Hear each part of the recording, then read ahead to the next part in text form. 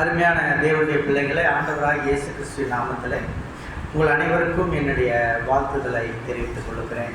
இந்த நாளிலும் கூட நாம் செய்திக்காக தியானத்துக்காக எடுத்துக்கொள்ளப்பட்ட தலைப்பு என்னவென்று சொன்னால், பெருமைதான் தேவ தூதர்களை பிசாசுகளாக மாற்றினது, தாழ்மைதான் மனிதர்களை தேவ தூதர்களாய் உயர்த்துகிறது. ஹல்லேலூயா, ஹல்லேலூயா. இன்னைக்கு பெருமையை பற்றி நம்ம பார்க்க போகிறோம். இந்த பெருமை நம்முடைய வாழ்க்கையில் ரொம்ப கொடிய ஒரு பாவத்தையும் சாபத்தையும் கொடுக்கும். பெருமை உள்ளவர்களுக்கு தேவன் எதிர்த்து நிற்கிறார் என்று வேத வசனம் சொல்கிறதை நாம் பார்க்கிறோம். நீதிமொழிகள் 11ஆம் அதிகாரம் 2வது வசனத்தை யாராவது ஒருவர் வாசியுங்கள். நீதிமொழிகள் 11:2 யாராவது ஒருவர் வாசியுங்கள். மனுஷன் தன் வாயின் பல நாளத்தை அகந்தை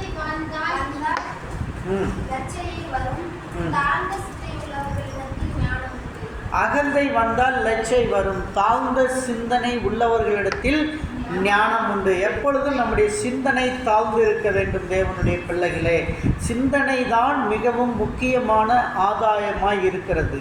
கர்த்தரோடு உறவாட வேண்டும் என்று சொன்னால் நம்முடைய சிந்தனை தூய்மையாக இருக்க வேண்டும்.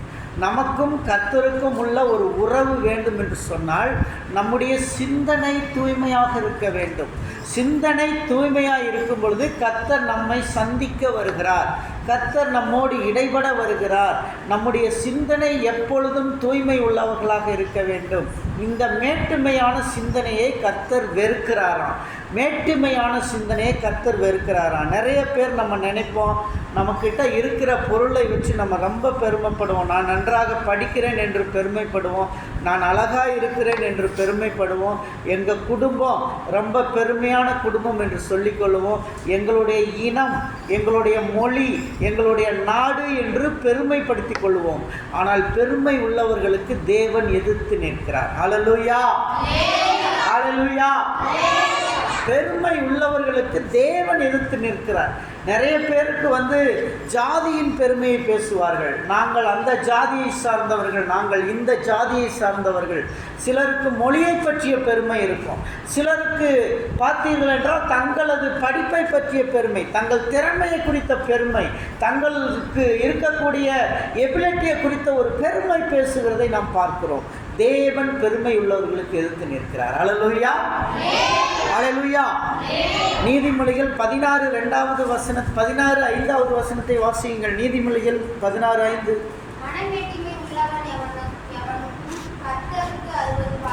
மனமேட்டிமை உள்ளவர்கள் எவனோ அவன் கர்த்தருக்கு அருவருப்பானவன். இந்த மனமேட்டுமை என்று சொல்லும் பொழுது நம்முடைய உள்ளத்திலே நாம் மேட்டுமையாக மேலே நினைக்கக்கூடியது, நாம் எல்லாத்துலேயும் உயர்ந்தவர், நான் தான், என்னை விட்டால் வேறு யாரும் இல்லை, ஐ ஆம் த பெஸ்ட், ஐ ஆம் த பாஸ், நான் எதை வேணாலும் செய்வேன், நான் செய்கிறதெல்லாம் சரி என்று சொல்லுகிறவர்களுக்கு கர்த்தர் சொல்லுகிறார், நான் அருவருக்கிறேன் என்று சொல்கிறார். கர்த்தர் சொல்கிறார், அருவருக்கிறேன். அருமையான தேவனுடைய பிள்ளையே, நீ செய்கின்ற காரியம் தேவனுக்கு பிரியமாக இருக்கிறதா என்று உன்னை நீ யோசித்துப்பார். நீ செய்கின்ற காரியம் தேவனுக்கு பிரியமாக இருக்கிறதா? இன்றைக்கு நான் உடுத்துகிற உடை என் தேவனுக்கு பிரியமாக இருக்கிறதா? நான் செபிக்கின்ற ஜெபம் என் தேவனுக்கு பிரியமாக இருக்கிறதா? இன்றைக்கு நான் செய்கின்ற எனது பணி என் தேவனுக்கு பிரியமாக இருக்கிறதா என்று பாருங்கள். தேவனுக்கு பிரியமில்லாத ஒரு பணியை நாம் செய்து கொண்டு இருந்தோம் என்று சொன்னால், தேவனுக்கு பிடிக்காத ஒரு வேலையை செய்து கொண்டு இருந்தோம் என்றால் கர்த்தர் நம்மை அருவருக்கிறார். ஹல்லேலூயா, ஹல்லேலூயா. கர்த்தர் அருவருக்கிறார் என்று நாம் பார்க்கிறோம். அருவருப்பு என்று சொல்லும் பொழுது, அதை பார்க்கும் பொழுது ஒரு குமட்டல் வரும்.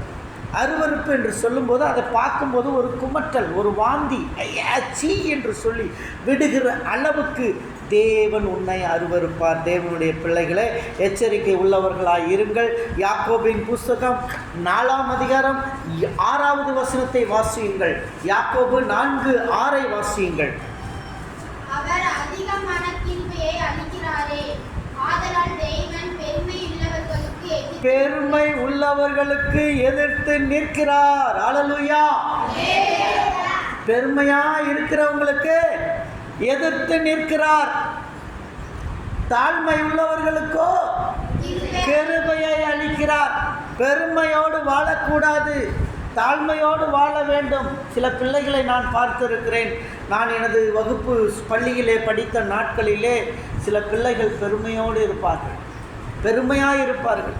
ஆசிரியரை குறித்து கேவலமாய் பேசுவார்கள், ஆசிரியரை குறித்து பட்ட பேர் வைத்து பேசுவார்கள். ஒரு வாத்தியாருக்கு ஆம்புலேட்டுன்னு பேர் வச்சுருந்தாங்க. என்னென்னு பேர் வச்சுருந்தாங்க? ஆம்புலேட். அவர் ஆம்புலேட்டு வர்றாண்டான்னுவாங்க. என்ன ஆம்புலேட்டுன்னு சொல்கிறான்னு பார்த்தா அவருடைய தலை மண்டை எப்படி இருந்தது?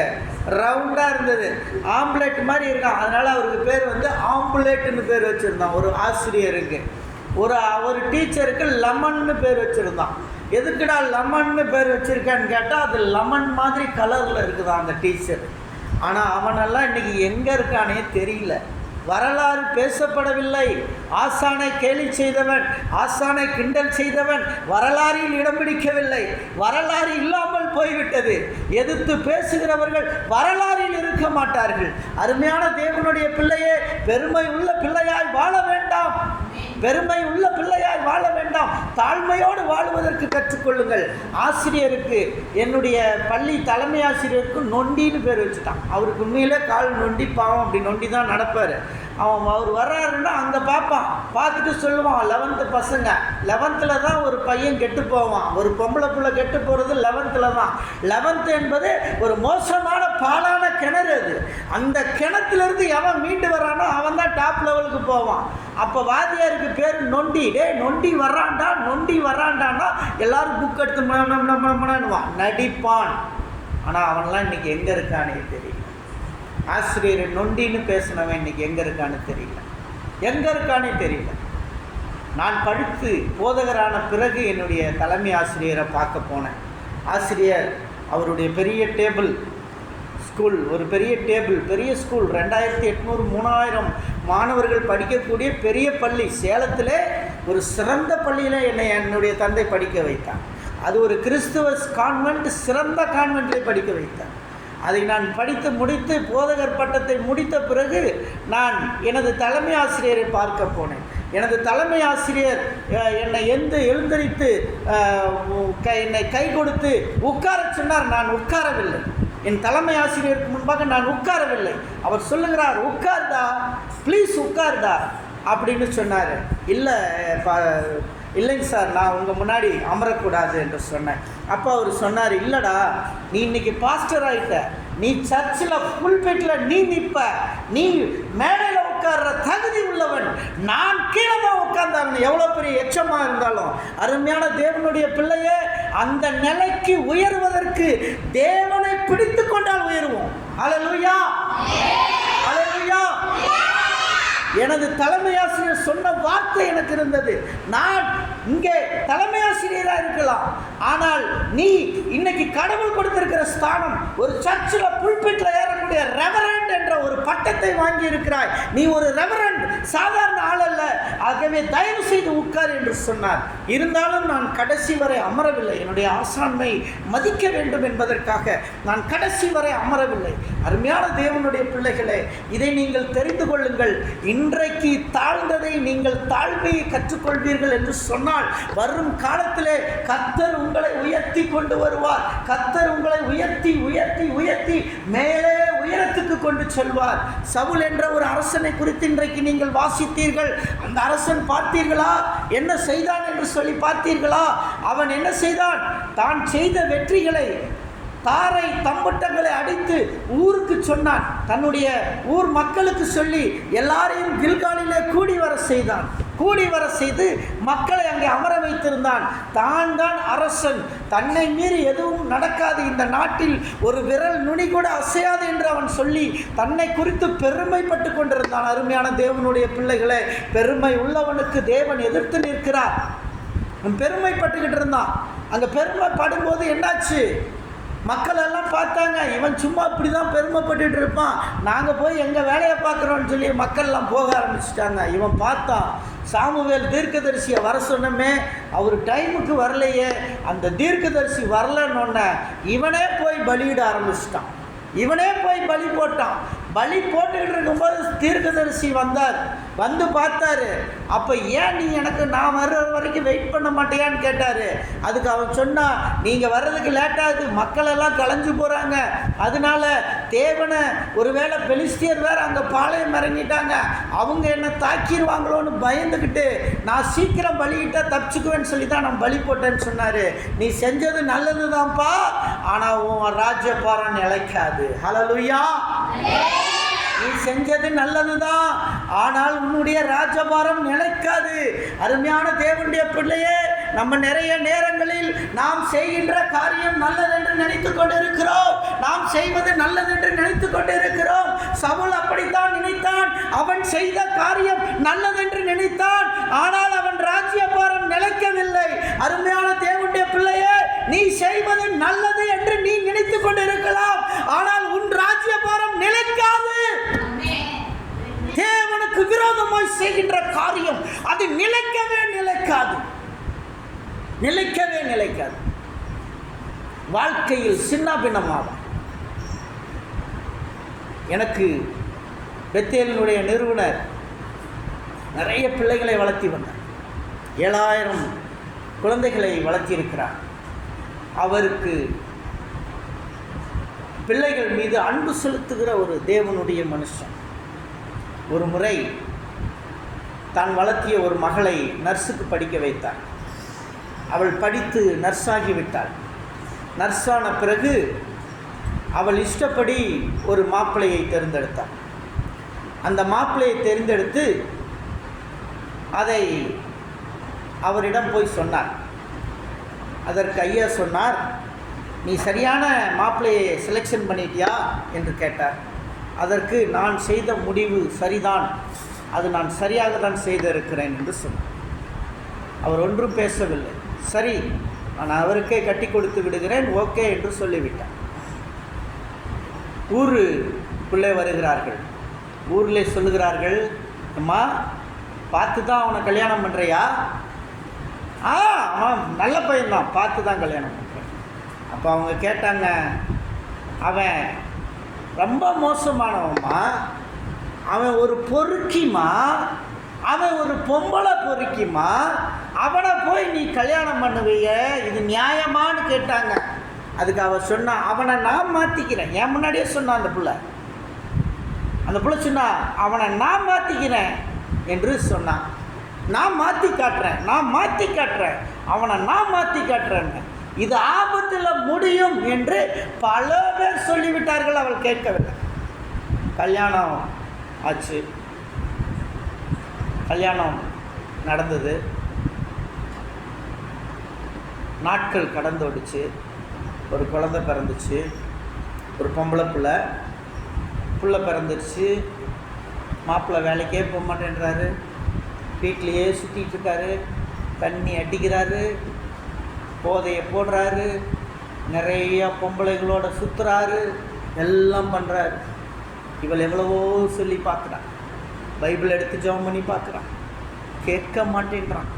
வேதத்தை எடுத்து வாசிக்கிறான், முழங்காலில் நிற்கிறான், கேட்க மாட்டேன்றான். சரி, வேறு வழி இல்லை. கடைசியாய் போலீஸ் ஸ்டேஷனுக்கு போனான்.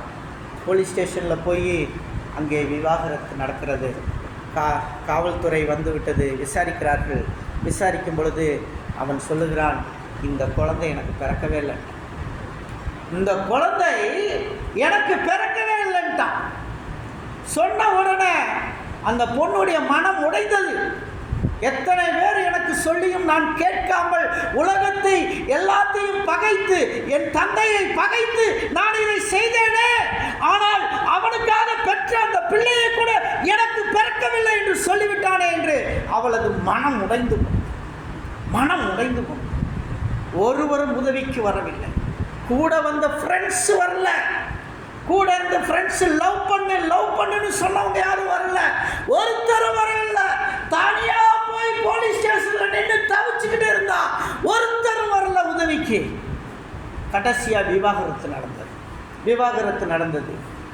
எந்த ஆர்ஃபனேஜிலிருந்து வளர்ந்தாலோ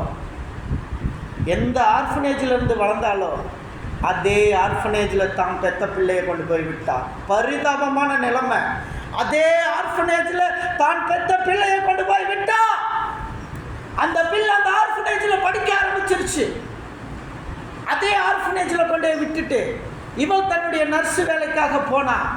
அது யாரோ அவங்க ஆர்ஃபனேஜில் படித்த நல்ல பிள்ளைகள், ஆண்டவருடைய பிள்ளைகள், அவங்க அப்பா பேச்சை கேட்ட பிள்ளைங்க, ஒழுக்கமான பிள்ளைங்க, உயர்ந்த இடத்துக்கு போயிட்டாங்க. ஒரு பிள்ளை டாக்டர் ஆயிடுச்சு, ஒரு பிள்ளை இன்ஜினியர் ஆயிடுச்சு, ஒரு பிள்ளை கலெக்டர் ஆயிடுச்சு, எல்லாரும் இருக்கிறாங்க. அவங்க கிட்ட போய் உதவி கேட்டா. அந்த பிள்ளைங்க உதவி செஞ்சாங்க. நீ வா, வெள்ளூர் சிஎம்சியில் உனக்கு வேலை வாங்கி தரேன், நல்ல வேலை செஞ்சுட்டு அங்கேயே இரு. சரி, தன் வாழ்க்கையில் பெற்ற மகளை இழந்து, பெற்ற மகள் ஆர்ஃபனேஜில் படிக்கிறாள். தனி ஒரு ஆளாக வெள்ளூர் சிஎம்சியிலே போய் பணியாற்றி கொண்டிருக்கிறார். வெள்ளூர் சிஎம்சியிலே பணியாற்றி கொண்டிருக்கிறார். தன்னுடைய கணவரை காணவில்லை, கணவரை பார்க்கவில்லை. ஒரு நாள் தன்னுடைய வார்டுக்கு வரும் பொழுது ஒரு மனிதன் படுத்திருக்கிறான். அவனுடைய உடம்பிலே குளுக்கோஸ் ஏறிக்கொண்டிருக்கிறது. அவனுடைய மூக்கிலே உயிருக்கு போராடி கொண்டு இருக்கிறான், மூச்சை இழுத்து கொண்டு இருக்கிறான். அவனை உத்து பார்க்கிறாள், அவனுடைய பேரை பார்க்கிறாள். என் கணவனின் பேர் அல்லவா? உடனே தன் கணவனை பார்த்து விட்டார். ஐயோ மாமா, ஐயோ மாமா என்று கதறினாள், அழுதாள். மறுபடியும் அவனிடத்துல போய் அவனை நல்லா செய்யணும் டாக்டர்கிட்ட சொன்னான். என்னுடைய வீட்டுக்காரன், அவனை நல்லா செய், நல்லா அவனை நல்லா பண்ணி எடுங்க, உயிரில் கொண்டு வாங்கன்னு சொன்னான். எல்லா உதவியும் செஞ்சான். அவன் மீண்டு வந்துட்டான். மீண்டு வந்த பிறகு ரெண்டு பேரும் சரி வா நம்ம வீட்டுக்கு போகலாம். அவளுக்கு ஒரு அம்மா இருந்தது, ஆனால் அப்பா இல்லை. அவங்க அம்மா வீட்டுக்கு போய் அம்மாவை பார்க்க போனான். அம்மாவை போய் பார்த்தா அன்றைக்கி அம்மா நாட்டுக்கோழி எல்லாம் எடுத்து மருமகனும் வந்திருக்காருன்னு சொல்லி எல்லாம் கோழி அடித்து குழம்பெல்லாம் வச்சு சாப்பிட வச்சாங்க. மருமகனும் உட்காந்து சாப்பிட்டான். நீங்கள் ரெண்டு பேரும் சந்தோஷமாக போங்க, போய் வெள்ளூரில் ஒரு வீடு வாடகைக்கு எடுங்க, நீ வெள்ளூரில் ஒரு வேலைக்கு போ. அந்த பையன்கிட்ட சொல்கிறாங்க மருமகன்கிட்ட, நீ வெள்ளூரில் வேலைக்கு போ, புள்ள அங்கேயே வேலையில் இருக்கிறா, ரெண்டு பேரும் சந்தோஷமாக ஜீவனம் பண்ணுங்க. ஒரு 6 மாதம் 1 வருஷம் கழித்து பிள்ளைய வீட்டில் கொண்டு வந்து வச்சு பிள்ளைய அங்கே படிக்க வைங்க, உங்கள் லைஃப் நல்லா இருக்கட்டும்னு சொல்லி அந்த அம்மா ஆசீர்வாதம் பண்ணி அனுப்புனாங்க. ஆனால் அவனுக்குள் இயேசு இல்லை. அவனுக்குள்ள அவன் கிறிஸ்தவன் கிடையாது. அவன் இயேசு இல்லாத ஒரு மனிதன். அவன் இயேசு இல்லாத ஒரு பொறுக்கி மனிதன். அப்படிப்பட்ட பொறுக்கி மனிதன், இயேசு இல்லாதவனை திருமணம் செய்த ஒரு பெண்ணினுடைய வாழ்க்கை ஒரு நல்ல நிலைக்கு வருகிறது என்று சொல்லி சந்தோஷமாக நினைக்கிறார்கள். இயேசு இல்லாமல் ஒருத்தனுடைய வாழ்க்கை நல்ல நிலைக்கு வராது. அது முதல்ல தெரிஞ்சுக்கங்க. எவனுக்குள் இயேசு இல்லையோ அவன் சபிக்கப்பட்டவன், அவனுடைய வாழ்க்கை சபிக்கப்பட்டு இருக்கும். அப்பொழுது என்னாச்சுன்னா, சரி நல்லாயிடுச்சு என்று சொல்லி நினைத்தால் நேராக ஆட்டோவில் வந்தாங்க. அவங்க ஊர் பவானி குமாரபாளையத்திலேருந்து ஈரோடுக்கு ஆட்டோவில் வர்றாங்க. ஆட்டோவில் வரும்போது ஒரு இடத்துல ஆட்டோவை நிறுத்த சொன்னான். நிறுத்தின உடனே நீ இங்கே உட்காரு, நான் போயிட்டு வரேன் என்று சொல்லி முன்னாடி இருக்கும் ஒயின் ஷாப்புக்கு போனேன். முன்னாடி இருக்கும் ஒயின் ஷாப்பில் போய் ஒரு பாட்டிலை வாங்கினான். பாட்டிலை வாங்கி திறந்து குடு குடு குடு குடு குடு என்று அடித்தான். ராவாவாக குடித்தான். குடிச்சிட்டு வேகமாக வந்தான். வந்த உடனே இந்த பெண் ஆட்டோவில் உட்காந்துட்டு இருந்தா. அவள் சொன்னா, இப்போ கூட நீ திருந்தலையாடா, இப்போ கூட திருந்தலையாடா, உன்னால எங்கள் அப்பனை இழந்தேன், எங்கள் அம்மாவை இழந்தேன், எல்லாத்தையும் இழந்து தெருவில் நிற்கிறேன், இன்னைக்கு கூட நீ திருந்தலையாடா என்று கேட்ட பொழுது அவளது மயத்தை பிடித்து கீழே தள்ளி பாறாங்களை எடுத்து போட்டு அடித்து நொறுக்கினான். அவள் மரித்து போனாள். நடந்த சம்பவத்தை நான் சொல்லுகிறேன். அவள் மரித்து போனாள். அந்த பெண்ணை தலையிலே பாறாங்களை போட்டு அடித்து நொறுக்கி விட்டான். ரத்தம் பீச்சுகிறது, மூளை சிதைத்து விட்டது, உயிர் துடிக்கிறது, உடம்பு மட்டும் துடிக்கிறதா. பார்த்தவர்கள் சொல்லுகிறார்கள் உடம்பு மட்டும் துடிக்கிறது, தலை நசுங்கி போனது சுக்குநூறாக. எந்த முடிவு பார்த்தீர்களா? நாம் நினைப்போம், சவுல் அப்படிதான் நினைச்சான். அவன் செஞ்ச முடிவு நல்லா இருக்கு, நான் செஞ்சது கரெக்டுன்னு நினைச்சான். ஆனால் ராஜ்ய பாரத்தை இழந்து போனான். அருமையான தேவனுடைய பிள்ளையே, நீ செய்யறது நல்லதுன்னு நீ நினைச்சிட்டு இருக்கலாம், நீ பண்ற துரோகங்கள் நல்லது என்று நினைத்து கொண்டு இருக்கலாம். ஆனால் உன் ராஜ்யபரத்தை இழந்து விடுவாய், கர்த்தரை இழந்து விடுவாய், உன் வாழ்க்கை வீணாய் போய்விடும், சின்னாபின்னமாகிவிடும். இதை நான் இன்னைக்கு பிரசங்கத்தில் ஆவியானவர் சொல்லி பேசிக்கொண்டு இருக்கிறேன். இதே நிலை உங்களுக்கு வரலாம். எச்சரிக்கையோடு இருக்க வேண்டும் தேவனுடைய பிள்ளைகளை. பெருமை உள்ளவர்களுக்கு தேவன் எதிர்த்து நிற்கிறார். சங்கீதம் 75:4 படியுங்கள். சங்கீதம் 75:4.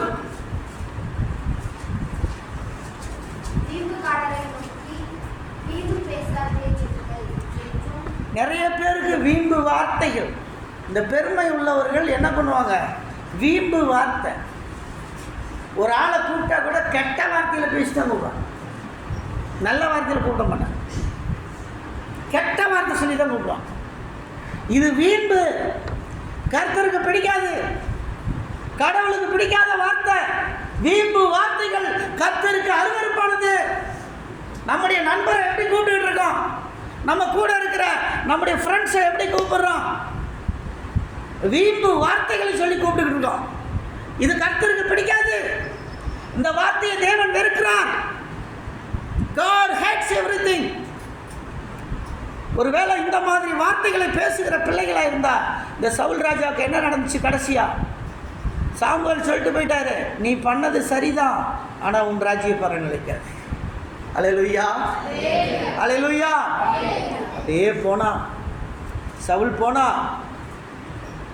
யுத்தத்துக்கு போறான், பெலிஸ்தீரை எடுத்து யுத்தம் பண்றான்.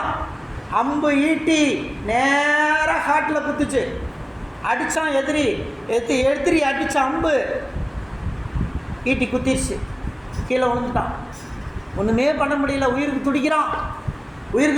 ஆனால் சாகவும் இல்லை, உயிருக்கு துடிச்சிட்டு இருக்கிறான். அந்த பக்கம் போன வழிபோக்கனை கூப்பிட்றான், எப்பா இங்கே வா, பாருந்தா இந்த கத்தி எடு, என் தலையை வெட்டிடு, கொன்று அப்படின்றான். அவனுடைய கத்தியே எடுத்தான் அந்த எகிப்தியன், அவனை வெட்டி கொன்னான். பரிதாப நிலைமை சவுலுக்கு வந்தது தனது பெருமையாலே. அல்லேலூயா, அல்லேலூயா. இந்த இச்சைகள் அது தேவனால் உண்டானது அல்ல. 1 யோவான் 2:16 வாசிங்க. 1 யோவான் 2:16. 1 யோவான் 2:16.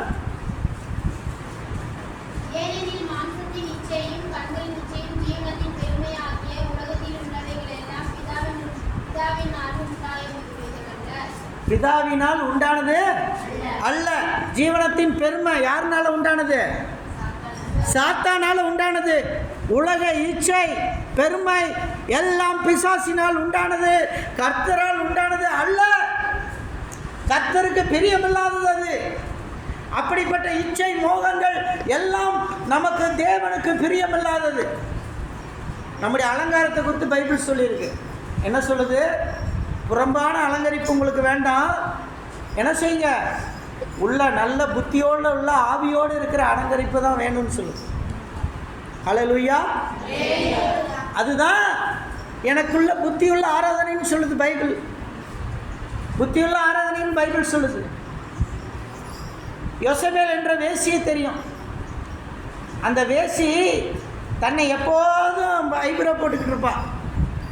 தான் எப்போதும் ஐப்ரோ போடுவா, எப்போதும் தலையெல்லாம் டெக்கரேஷன் பண்ணிக்குவா, க்ரீம் போட்டுக்குவா, தன்னை பூசி அப்படியே அலங்காரம் பண்ணிவிட்டு நகையை போட்டு ஜோடித்து நெயில் பாலிஷ் போட்டு எப்பையும் தன்னை அலங்கரிச்சுட்டே இருப்பாள் அந்த யோசேபேல் என்ற ஒரு வேசி. பைபிளில் சொல்லியிருக்கு. பயங்கர பெருமை உள்ள ஒரு ராணி. இப்போ பெருமையுள்ள ராஜாவை பற்றி பேசினேன், பெருமையுள்ள ராணியை பற்றி பேசணும் இல்லையா? இந்த ராணி எப்பையும் பெருமையை குறித்தே பேசிகிட்டு இருக்கும். இந்த ராணி பயங்கர பெருமையுள்ள ஒரு ராணி, பெருமை அதிகம் அந்த ராணிக்கு. கடைசியில் அந்த ராணி என்னாச்சு? அந்த ராணி